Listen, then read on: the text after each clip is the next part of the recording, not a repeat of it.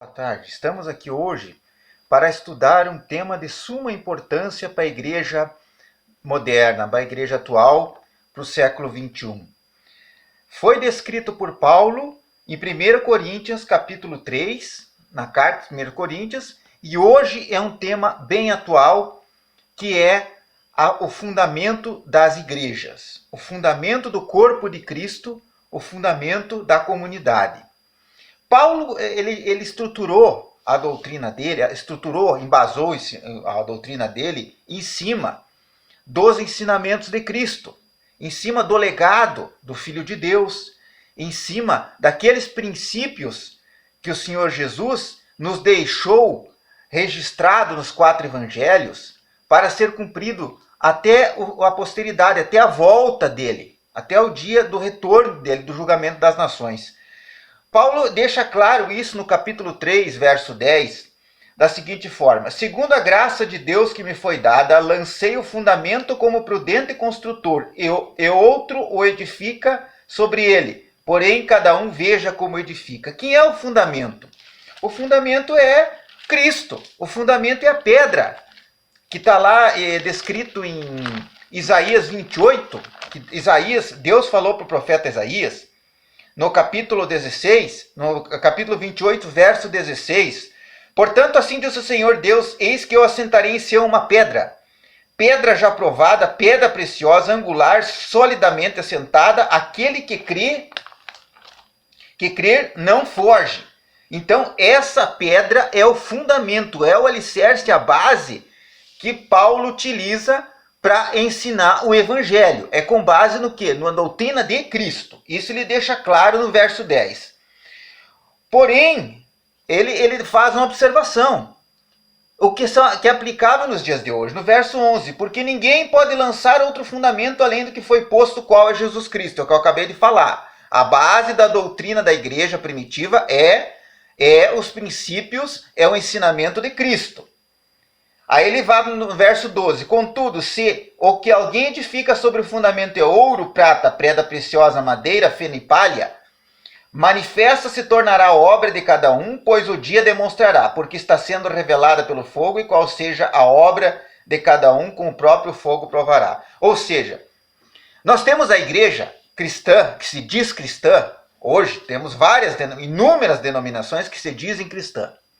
Então, para ser cristã, tem que utilizar como fundamento o legado de Cristo, os princípios deixados pelo Senhor Jesus, a doutrina de Cristo, que era o fundamento que Paulo utilizava, a base, o alicerce, sobre ele qual construía o que? A casa, construía o edifício da igreja, a comunidade, construía o corpo de Cristo, que era a comunidade, era a igreja, a reunião dos irmãos.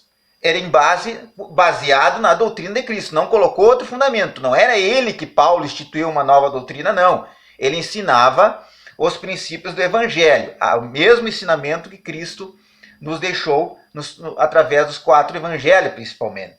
Também tem de Lucas a narrativa. Mas ele faz observação, porque ninguém pode lançar outro fundamento além de foi posto, que é Cristo. Então, a igreja tem que partir, cristã tem que partir no ensinamento sólido de Cristo. Mas há a possibilidade de alguém partir do fundamento de Cristo, da doutrina de Cristo, dos princípios de Cristo, e criar uma comunidade, e essa comunidade ser afetada por vários problemas, várias chagas, várias feridas, como fofoca, como inveja, como dissoluções, como contendas internas, de tal forma que vai desfigurar o evangelho de Cristo. Aquele evangelho principal, aquela doutrina que serviu de base, de fundamento para se construir, ela passa a se fragmentar, ela passa muitas vezes a se dividir em outras denominações, em outras pequenas comunidades, e aquilo vai se perdendo. Esse é o risco. É por isso que Paulo fala o seguinte, que, contudo, se alguém edifica sobre o fundamento é ouro, prata, pedra preciosa, madeira, feno e palha. Ou seja, há diversos níveis de cristianismo.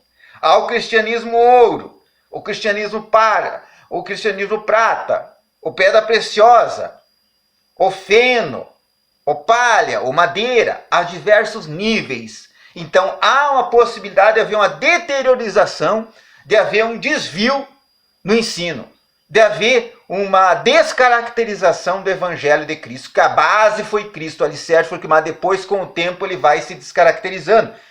É o que acontece lá na carta de Pedro, segundo Pedro, capítulo 2, Pedro diz assim: assim como no meio do povo surgiram falsos profetas, assim também haverá entre vós falsos mestres, os quais introduzirão dissimuladamente heresias destruidoras, até o ponto de renegar o soberano Senhor que os resgatou, trazendo sobre si mesmo repentina destruição. E muitos seguirão as práticas libertinas por causa deles, será infamado o caminho da verdade. Também, movido por, atenção, avareza, farão comércio de vós, com palavras fictícias para eles, o juiz lavrado a longo tempo não tarde, e a sua destruição não dorme. Ou seja, até comércio a partir do Evangelho de Cristo iria surgir, Pedro está dizendo, segundo Pedro 2 lá, capítulo 2. Então, falsos mestres que iam introduzir heresias a partir do cristianismo, inclusive até comercializar, movido por avareza, farão comércio de Cristo, na comunidade de Cristo. Então, esse é o nível de cristianismo. Então, há vários níveis de cristianismo. Por isso que ele coloca cristianismo ouro, prata, pedra preciosa, madeira, feno, palha. Mas ele faz uma advertência. Manifesta-se e tornará a obra de cada um. Cada obreiro vai dar conta disso. Pois o dia demonstrará, porque está sendo revelada pelo fogo, e qual seja a obra de cada um, o propósito, o fogo provará. Isso vai ficar evidente. E é isso que nós temos que entender. Um detalhe: se permanecer a obra de alguém que sobre o fundamento edificou, esse fundamento é Cristo, esse receberá galardão. Ou seja, aquele que promoveu o evangelho puro de Cristo e permanecer e manter-se na pureza, resguardar-se da contaminação do mundo, da interferência alheia, da descaracterização, do desvio desse evangelho, que é puro, que é imaculado do Senhor Jesus, esse vai ganhar um galardão. Agora, aquele outro que a obra se queimar, ele será salvo, todavia, através do fogo, através de uma prova, através do sofrimento. Então, nós temos que ter atenção a isso. Qual é o nível do cristianismo que eu estou conhecendo? É um cristianismo puro? É um cristianismo palha? É um cristianismo madeira? É um cristianismo pedra preciosa? É um cristianismo ouro, prata? Ou é um cristianismo feno, como ele diz? Qual é o nível desse cristianismo? O cristianismo puro está sendo deteriorado por fofoca, por altercações, por contendas, por divisões, por profanações, por falsas heresias, por idolatria.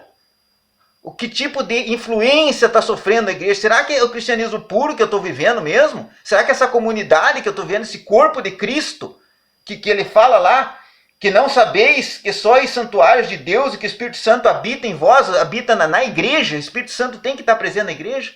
Essa igreja tem uma doutrina correta, tem uma doutrina pura, ou ela está desviada, ou ela tem heresias no meio dessa doutrina? É isso que tem que ficar atento. Porque no verso 17 ele diz assim: se alguém destruir o santuário de Deus, Deus o destruirá, porque o santuário de Deus que sois vós é sagrado. O que é o santuário de Deus? É a comunidade, é o corpo de Cristo, é a igreja.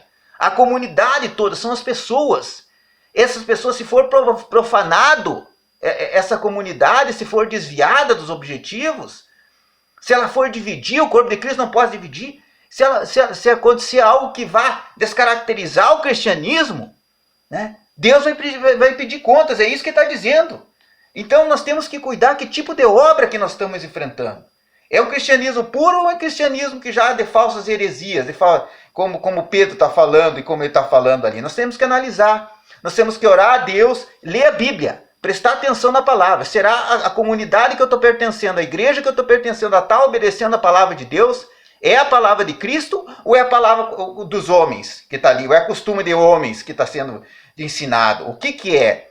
Né? É contenda? É fofoca? Inveja? Ou nós estamos tentando manter a unidade do corpo de Cristo de acordo com os princípios da palavra de Deus? Então vamos orar a Deus, pedir discernimento e vamos prestar atenção na palavra. Que a igreja ela tem que se manter na palavra, não pode se desviar na palavra do Senhor Jesus. E tem que orar, permanecer em oração. Vamos orar a Deus, vamos nos arrepender e vamos procurar uma igreja que esteja de acordo com a palavra de Deus, se o local onde nós estamos frequentando não está